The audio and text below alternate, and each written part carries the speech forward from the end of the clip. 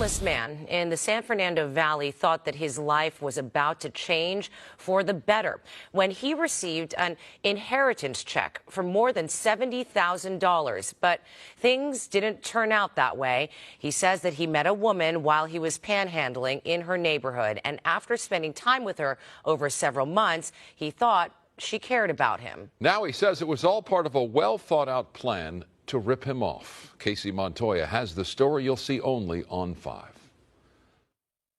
Why would you do this to someone?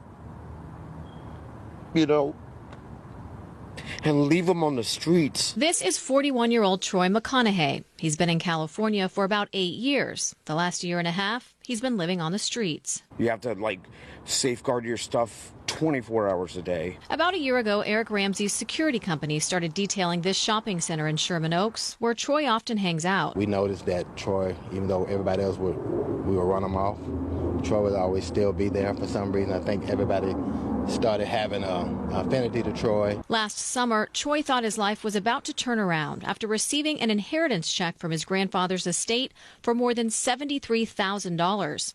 He carried it around for a few months, unable to cash it or open a bank account because he didn't have valid identification. All he had was this photo of his Florida driver's license. Troy says a woman he had become friendly with in the neighborhood offered to help. She came up with the idea how about we go to my bank and see what they can do? On October 7th, 2019, Troy says local real estate agent Allison Renaro suggested they open a joint account at this Bank of America in Sherman Oaks, even though Troy only had this picture of his ID. They took it to the branch manager. She came back and she was like, well, since it's, not expired, we'll accept it. They deposited the check, and while they waited for it to clear, she did all of this for him, dressed him up, got him clothes, put him in a hotel, got him a haircut, and then got the check, and then the rest is where we are now. Gary O'Neill works for Ramsey's Security, where he got to know Troy and met Allison in this parking lot. The first time I met her, I basically explained to him that I got a bad vibe from her. And Troy talks a lot. So everybody in this area knew that Troy was getting the check. He told me about her. And I said, be careful, Troy. He was like, no, she likes me. I said, Troy. And I was just being honest. He know me. I'll tell him the truth. I said, Troy, no.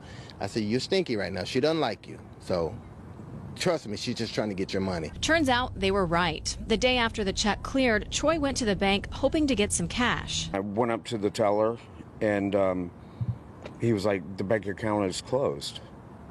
And I'm like, what? And my heart sunk. Allison had been there the day before, where she withdrew $800 in cash from the ATM and transferred $70,000 online to another checking account, followed by an additional online transfer for $2,200. This bank statement shows that same day she received $48.61 from a teller and then had the last 28 cents transferred before closing the account. Troy had plans with his money. He wanted to buy like an RV or something in order to, get himself off the street. He wanted to, detox and rehab and do a whole bunch of things. After repeated calls and emails, we tried to get Allison's side of the story at her Sherman Oaks apartment. I'm curious to know why you took the money from Troy. Allison, why did you take the money from Troy? Allison's neighbors say she hasn't worked in weeks and won't answer any questions.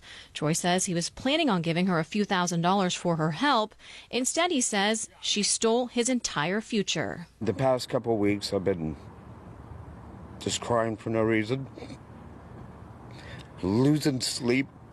$73,000 is a hell of a start in order to get yourself back on the right track of, and I think she just took full advantage of it, and I hope she goes straight to hell for it. Troy filed a police report for grand theft and says he will pursue legal action. Meantime, Eric Ramsey started a GoFundMe account for Troy that he will be managing to get Troy into rehab and off the streets. If you want to help, we'll get a link to that on our website, ktla.com. I'm Casey Montoya. Back to you. Got to believe this story will not end this way. Wow. Incredible. Still to come.